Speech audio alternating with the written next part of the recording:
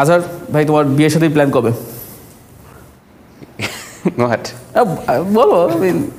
এটা আমরা রাখতেছি, ব্যাচেলর একজন আমি তো করেই ফেলেছি। না ইনশাল্লাহ হয়ে যাবে, ইনশাল্লাহ। না আসলে আমি যে কারণে প্রশ্নটা করছি সেটা হচ্ছে এই যে ধরো বিয়ে হলো এবং ইনশাল্লাহ উইল হ্যাভ জুনিয়র আজহার্স ইনশাল্লাহ ইন দ্য ফিউচার ইনশাল্লাহ। বাংলাদেশে সাধারণত যেটা হয় যে মানুষের একটা প্রেফারেন্স থাকে যে সে ছেলে সন্তান চায় না মেয়ে সন্তান চায়।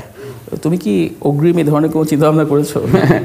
না মানে পার্টিকুলারলি যদি পার্সোনাল এক্সপিরিয়েন্স থেকে বলি, অনেক সময় এরকম দেখেছি যে আমি আমার কোনো আত্মীয় স্বজনের সাথে দেখা হলো, দেখলাম যে তারা বেশ গম্ভীর মুখ করে বসে আছেন।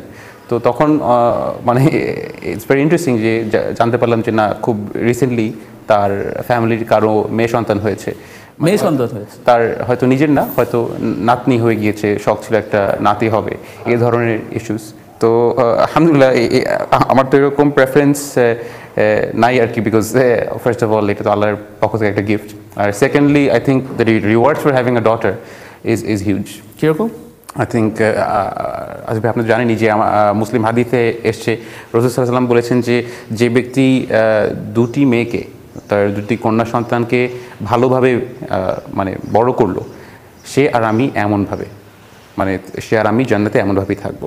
এবং বিষয়টা এরকম করে তিনি দেখিয়েছিলেন, হাদিসে এটা বর্ণনা এসছে যে তার মানে তারা এতটাই কাছে থাকবেন যে রাসূল সাল্লাল্লাহু আলাইহি ওয়াসাল্লাম এবং যে ব্যক্তি এভাবে তার কন্যা সন্তানকে মানে বড় করলেন। এবং আমরা এটাও জানি যে রাসূল সাল্লাল্লাহু আলাইহি ওয়াসাল্লামের আসলে যেই সন্তানরা আসলে জীবিত ছিলেন বা পূর্ণ বয়স হয়েছে, তারা সবাই কন্যা সন্তান, এবং তাদের মধ্যেও কিন্তু একটা বিউটিফুল রিলেশনশিপ আমরা প্রায় সময় দেখি। এক্স্যাক্টলি। অথচ এটা খুব আশ্চর্যের বিষয় যে আমাদের দেশ যদিও মুসলিমরাই সংখ্যাগরিষ্ঠ, তারপরেও ইসলামিক এই টিচিংটা আমাদের মাঝে প্যাসড অন হচ্ছে না। আমরা প্রায় দেখা যায় যে ছেলে সন্তানের ইচ্ছাতে মানুষ মন খারাপ করছেন। সো আমি এরকমও পার্সোনালি দেখেছি যে কন্যা সন্তান হতে থাকলে তারা বারবার সন্তান নিচ্ছেন পুরুষ সন্তানের আশায়। এখন বারবার সন্তান নেওয়াতে আমার কোনো ইস্যু নাই, বারবার সন্তান নিতেই পারে না, বাবা মার ওই পার্টিকুলার কাপলের নিজস্ব চয়েস। কিন্তু পয়েন্ট হচ্ছে যে অ্যাপ্রোচ, যে আমার পুরুষ সন্তান না হওয়া পর্যন্ত তারা সন্তুষ্ট হচ্ছেন না বা কন্যা সন্তানে তারা সন্তুষ্ট থাকতে পারছেন না, এটা খুব অ্যামেজিং। এবং এই হাদিসটা তুমি এইমাত্র বললে, এটা শুনে তো মনে হয় যে একজন মানে এভাবে তো আর আমাদের চয়েস করা উচিত না বা কোনো প্রেফারেন্স থাকা উচিত না, এটা কেমন লাগে শুনতে। কিন্তু এই হাদিসে শুনলে মনে হয় যে প্রত্যেক মুসলিমের তাহলে কন্যা সন্তানই চাওয়ার কথা, কারণ it's an opportunity to go to Jannah, not just to go to Jannah but also to be with রাসূলুল্লাহ সাল্লাল্লাহু আলাইহি ওয়াসাল্লাম।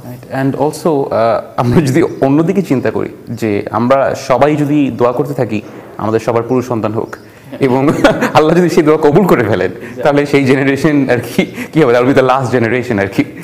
সো এটা আসলে খুবই সিলি অ্যান্ড শর্ট সাইটেডও না, আসলে ইটস জাস্ট সিলি একটা দোয়া। এবং আমার মনে হয় এটা আমাদের ওই জাহেলিয়াতের পিরিয়ডের থেকেই আসছে। এবং এটা শুধু সন্তান যখন তারা কামনা করছেন সেই সময়ের কথা নয়, ইভেন যখন সন্তান বড় হচ্ছে, ধরো একটা ফ্যামিলিতে ছেলে সন্তান আছে, মেয়ে সন্তান আছে, শুধুমাত্র গ্রামে গঞ্জেই নয়, ইভেন শহরেও আই এম শিওর যে দেয়ার লটস অফ স্টোরিজ, মানুষ আমাদের বলতে হবে না, আমরা নিজেরাও জানি, যেখানে আমরা দেখি যে প্রচ্ছন্নভাবে একটা ডিসক্রিমিনেশন করাই হচ্ছে ছেলে এবং মেয়েদের মাঝে। আমরা তো ছোটোবেলায় মিনা কার্টুন দেখেছি, সেখানেও এই ব্যাপারটা খুব সুন্দর করে ফুটিয়ে তোলা হয়েছে। তো ব্যাপারটা হচ্ছে যে এটা আসলে এমন নয় যে আমাদের বাইরে থেকে শিখতে হয়, আমাদের ইসলামেও এই টিচিংটা দেওয়া আছে যে আসলে ছেলে আর মেয়ে সন্তানের মাঝে এইভাবে ডিফারেন্সিয়েট করার কথা নয়। দেয়ার আর সাম ডিফারেন্সেস যেটা লিগালি আল্লাহ সুবহানাহু ওয়া তাআলা করেছেন, যেখানে কোনো জায়গায় ছেলেকে মেয়ের চেয়ে প্রেফারেন্স দেওয়া হয়েছে, কোনো জায়গায় মেয়েকে ছেলের ওপরে প্রেফারেন্স দেওয়া হয়েছে, সেটার পেছনে ডিভাইন উইজডম বা হিকমা রয়েছে। কিন্তু ওই পার্টিকুলার জায়গাগুলো ছাড়া অন্য কোথাও কিন্তু ডিসক্রিমিনেট করার কথা না, এবং করা আমাদের জন্য একদমই উচিত হবে না। এবং এটার ফলে যেটা হয় যে সমাজে আমরা এখন যে দেখতে পাচ্ছি যে একটা অনাস্থা, যে মেয়েরা একটা মুসলিম সমাজেও নিজেদেরকে বঞ্চিত মনে করছেন, এটা আসলে হওয়ার কথা না। এবং এটার কারণেই কিন্তু দেখা যাচ্ছে অনেক সময়, যেহেতু মুসলিম ফ্যামিলিতে জন্ম হওয়া একজন মানে মেয়ে সন্তান বা একজন মহিলা, তিনি যখন তার ফ্যামিলিতেই সেই অ্যাপ্রিসিয়েশনটা পাচ্ছেন না, তখন কিন্তু অনেক সময় তার অ্যাঙ্গার বা ফ্রাস্ট্রেশন চলে আসছে ইসলামের উপর, এবং তখন তাদের মধ্যে একটা অ্যান্টি ইসলামিক সেন্টিমেন্টস কাজ করে, থিংস লাইক ফর এক্সাম্পল হেজাব বা থিংস লাইক যেটা আপনি বলেছেন যে হ্যাঁ অনেক সময় রাইটসকে একটা সার্টেনভাবে আল্লাহর হিকমা অনুযায়ী ডিফারেন্টলি দেওয়া হয়েছে সিন্স বাই ডিফারেন্ট ক্রিয়েচার্স, এবং সেটাকে অনেক সময় অ্যান্টি উইমেন হিসেবে দেখা শুরু করেন। এটা আসছে কোত্থেকে যে শুরু থেকেই যে ল্যাক অফ অ্যাপ্রিসিয়েশন যেটা আসলে ইসলাম পুট অন দেম বা ওয়াজ ডিউ অন দেম। সেটাই আমাদের সেটা ফানি থিং বলতে চাচ্ছিলাম যে আমাদের দেশে তখন টিভিতে মানুষ প্রচুর হিন্দি সিরিয়াল দেখে, তো আমার কিছু হিন্দি সিরিয়াল নাম শোনা হয়েছে, বিলিভ মি আমি এগুলো দেখি না অফকোর্স, কিন্তু নাম শোনা আছে। যেমন একটা নাম আছে যে কিউ কি সাস ভি কভি বহু থি। তাও মনে হয় বাংলাদেশে এই কনসেপ্টটাকে আমরা আরও একটু মানে স্প্রেড করে বলতে পারি যে কিউ কি মা ভি কভি ডটার থি, বা মানে কন্যা ছিল বাও একসময় মেয়ে ছিল। কেন জানি আমাদের দেশে এই ব্যাপারটা হয়েছে যে মারাও বা আমাদের এল্ডার মহিলারা যারা আছে, তুমি নানীদের কথাও বলেছো, যে গ্র্যান্ডমাদার যারা আছেন তারা সবাই মিলে কেন জানি পুত্র সন্তান কামনা করার চেষ্টা করে। তাদের এরকম একটা ভুল ধারণা রয়েছে যে পুত্র সন্তান আসলে বেসিকলি তাদের পারিবারিক যে রুটি রোজগার এটা আলটিমেটলি এটাতে হেল্প হবে আর কি। এভাবে চিন্তা করা ঠিক নয়, কারণ at the end of the risk বা আমাদের যে রোজগার বা প্রভিশনস এগুলো আল্লাহর কাছ থেকে আসে। যেমনটা আল্লাহর রাসূল সাল্লাল্লাহু আলাইহি ওয়াসাল্লাম বলেছেন, তুমি একটু আগে উল্লেখ করলে যে ব্যক্তি 2টি কন্যা সন্তানকে ঠিকমতো ব্রিং আপ করবেন, ঠিকমতো লালন পালন করবেন, তিনি আল্লাহ রাসূল সাল্লাল্লাহু আলাইহি ওয়াসাল্লামের সাথে জান্নাতে একই সাথে থাকবেন।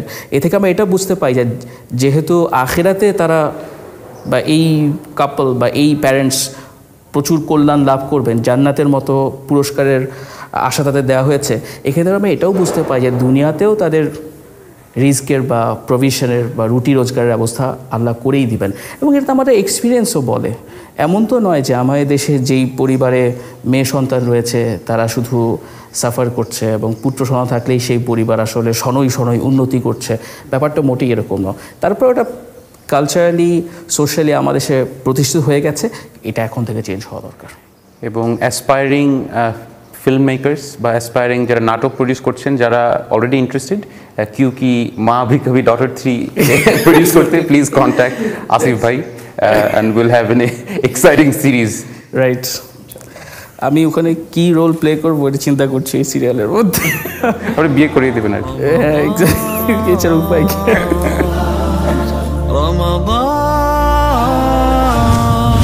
Welcome holy month Ramadan, welcome Ramadan.